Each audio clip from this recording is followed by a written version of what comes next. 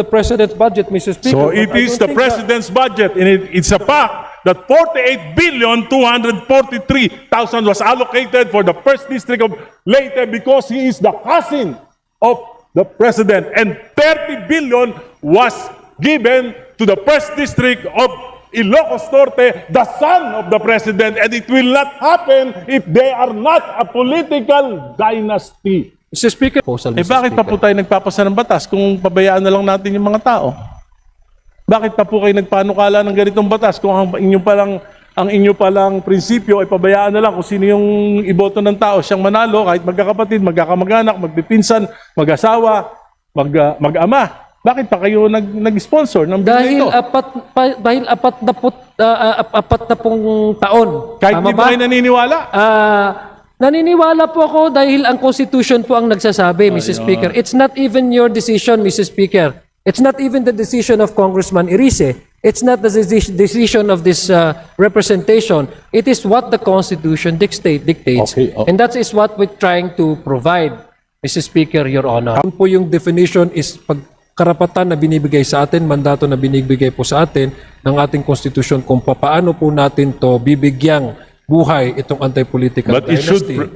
prohibit. Pero if I may be allowed, Mr. Speaker, pero siyempre, kung wala pong absent po talaga yan sa Constitution, babalikan din po natin yung intent ng batas na iyon. Tama po. Ang intent po ng batas na iyon, titingnan po natin kung paano po nagkaroon ng diskusyon ang mga framers ng Constitution. Sinabi po nila is hindi po complete absolute abolition. Ito po ay regulation, Mr. Speaker, Your Honor. Ang intensyon nila ay pigilan ang konsentrasyon ng kapangyarihan sa iilang pamilya. Dahil Tama po ito yan. ang isa sa mga ugat ng korupsyon, patronage politics, kahinaan ng political parties at kawalan ng tunay na kompetisyon sa politika. Ito po yung arguments ng mga framers ng Constitution.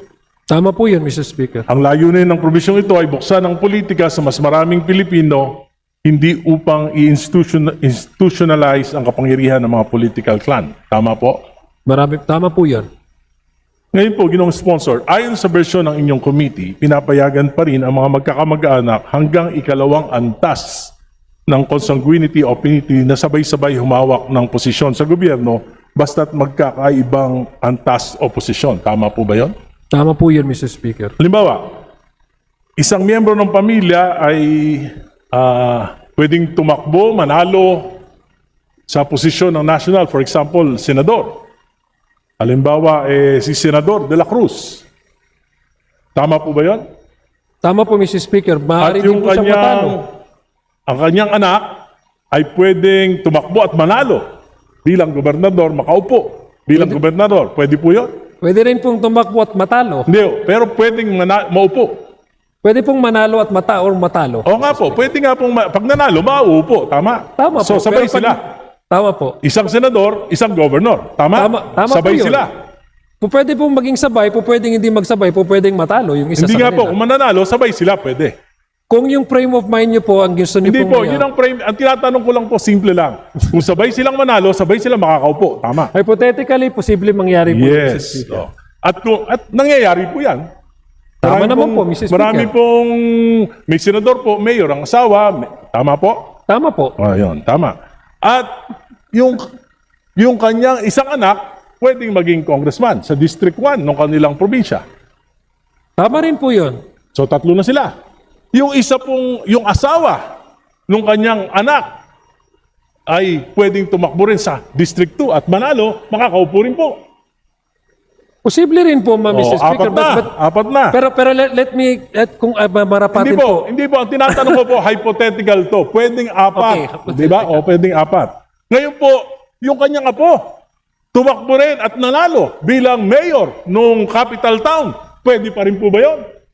Makakaupo pa rin? Napaka-active naman po ata yung pamilya.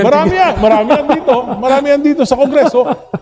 Hindi po yan hypothetical, nangyayari yan sa kasalukuyan.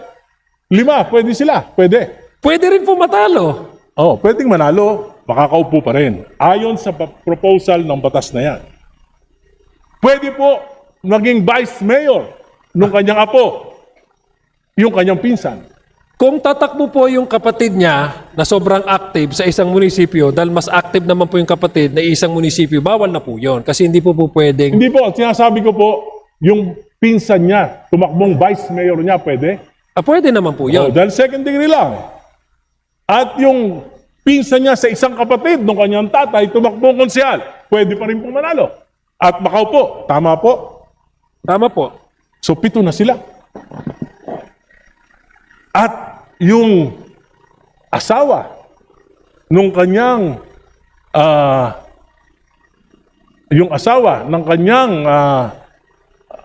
ang kapatid ng kanyang asawa ay tumakbo naman bilang barangay captain. Pwede pa rin.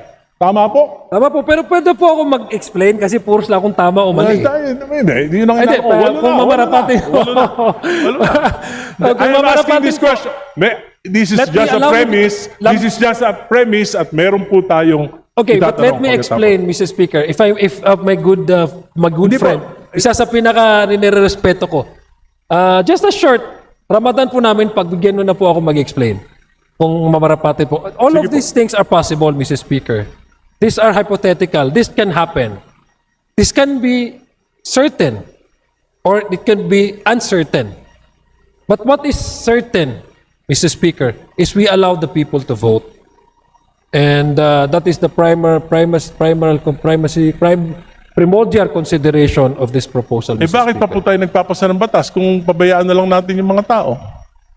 Bakit pa po kayo nagpanukala ng ganitong batas kung ang inyo palang prinsipyo ay pabayaan na lang kung sino yung iboto ng tao siyang manalo kahit magkakapatid, magkakamag-anak, magpipinsan, mag-asawa, mag-ama. Bakit pa kayo nag-sponsor ng bill Dahil ito?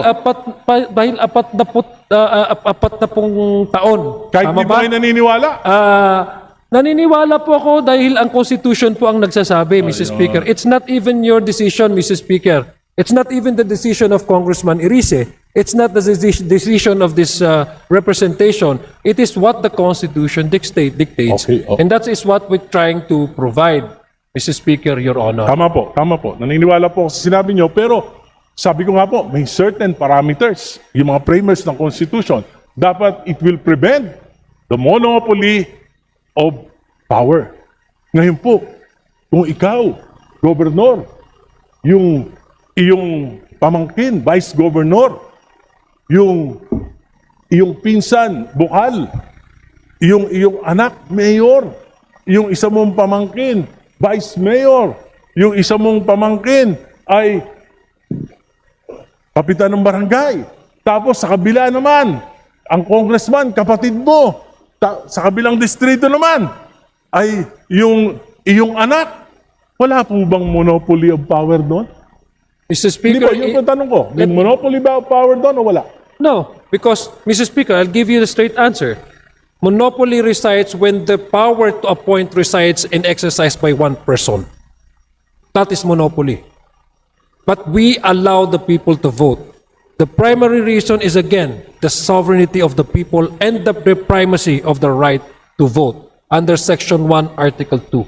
Kung may monopolya po, Mr. Speaker, ay kung i-appoint ito at ang magde-decide lang po ay isang tao na paupuin ang ang kapatid or anak or asawa sa isang posisyon, that is an abuse of power. That to me is a blatant abuse of power and a monopoly. The most dangerous form of monopoly.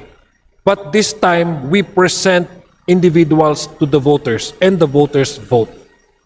That's what the Constitution So says. hindi And po that's what kailangan, I'm trying to- yung sinasabi that is niyo what po, I'm hindi trying na to kailangan itong provide. batas na ito. So in terms of what now, Mr. Speaker, based on the status quo, just for the sake of argument, Mr. Speaker, what could be described as something that is predominantly controlled by one family. But since we don't have the anti-political dynasty as of yet, there's no point for us to really say that this is dominated by one family. Maybe many offices, Mr. Speaker, are being handled and occupied by the same family. Predominantly, very active ang family nila. But domination in monopoly is also a gesture of one exercising that power to make sure that sensitive positions are occupied by blood relations that would give him or her undue advantage over these resources. Yun lang, I'm just... Ngayon po, ang ibig sabihin- pag mayroon po tayong anti-political dynasty, talagang meron na po tayong definition kung ano po yung abuse of Subalit power. yung sinasabi niyong abuse of power in appointments, ay yung sinasabi niyo... May nepotism na po tayo, Mr. Speaker. So, ano magagawa ng batas na yan? Hindi ganun din, pareho lang. ang Whether there is a law or not, ganun pa rin. It's the same thing. Mr. Speaker, If your definition of monopoly of power is just on the appointments, di pareho lang. May batas o wala. no, that is exactly what I'm trying to do because monopoly really resides if one person exercises that authority to appoint a certain relative just so that they can have actual access to resources. That is monopoly, Mr. Speaker. That is very much against the law of nepotism, di ba, Mr. Speaker? But that is precisely one because that's exactly precisely the issue. In-exercise undue advantage ng isang tao. Kaya walang nepotism eh. Ito kasi eleksyon. Hindi ito isang tao. And by the way, Mr. Speaker, it's not the family that decides who run. It's the candidate actually that provides CONAC. Because remember, Mr. Speaker, Your Honor, the COMELEC requires one candidate to provide the certificate of acceptance and nomination. If you don't have that, probably the tendency you will be described as a nuisance candidate. there are many No, Mr. Speaker, my point here, Mr. Speaker, is that the reason why we allow all of this because number one, the subdivision under our political system, 7160, is the autonomy of each political unit. It has a separate constituency. It has to exercise its mandate. It has an internal mechanism and regulation to run their affairs, not necessarily connected with the one or neighboring LGU.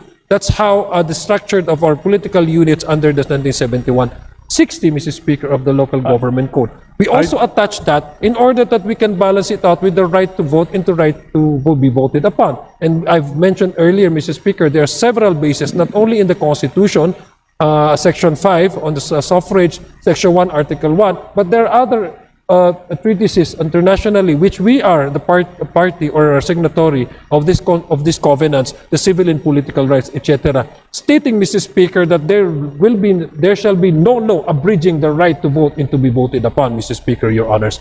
The anti-political dynasty, as may be defined law, is a regulation and that's not an absolute prohibition.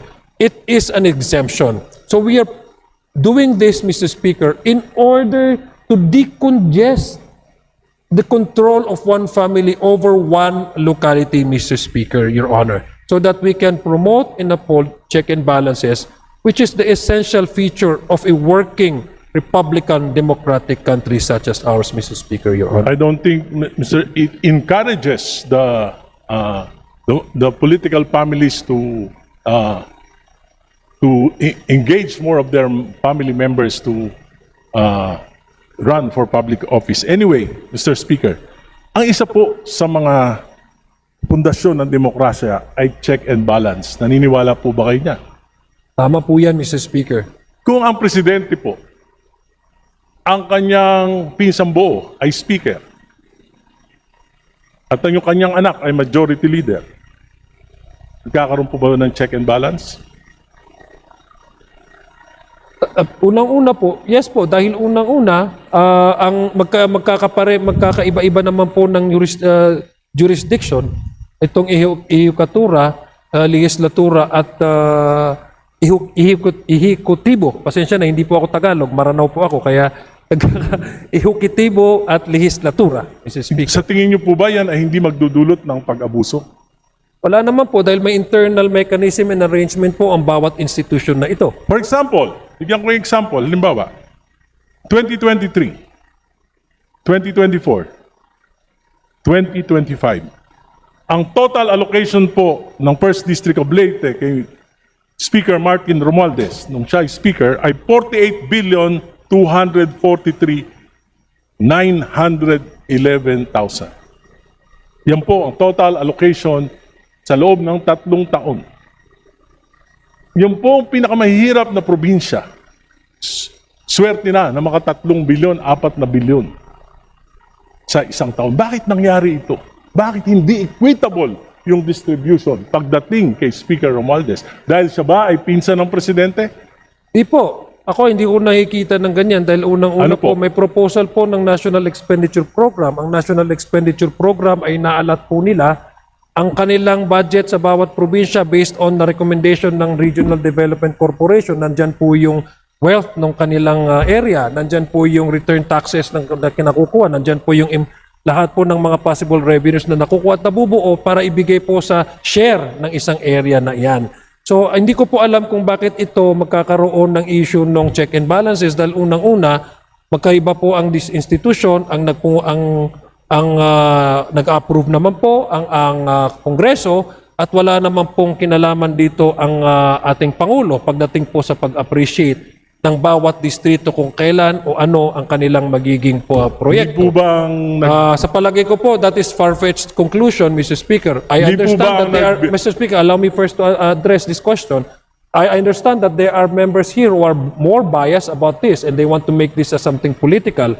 But I don't think this is something that we can actually attribute the President to the issue of the 2024, 25 elections, although this is a separate discussion altogether. But I'm just giving way to our good gentleman because he premised it on the anti-political dynasty. Again, the straight answer is it has no bearing whatsoever. The President being the cousin of the former Speaker of the House of Representatives, how the House of Representatives receives the National Expenditure Program, how the House of Representatives deliberated individual budget of each agencies, how the House of Representatives went on to participate in the bicameral conference, and how the House of Representatives ratified the result of the bicameral conference committee, Mrs. hindi po ba ang nagre-rekomenda sa Kongreso ng National Expenditures Program ay ang Pangulo? It is called the President's budget, Mr. Speaker. So but it I is don't the think President's budget, and it's a fact that 48,243,000 was allocated for the first district of Leyte because he is the cousin of the President, and 30 billion was given to the first district of Ilocos Norte, the son of the President, and it will not happen if they are not a political dynasty. Mr. Speaker, if I was not observing my Ramadan, Mr. Speaker, I could have also shout as loud as Congressman Irise. If I may, but because if I I'm may, Mr. passing Sponsor. a Ramadan, I'm prohibited, Mr. Speaker. Mr. Sponsor, Allow me first, Mr. allow Speaker. me first, may I remind the gentleman to stop, to bring down the decibels a bit. Shouting will not do us an advantage here. Let's debate in a proper way. Just a friendly reminder. Thank you. Proceed. Thank you, Mr. Speaker. Again,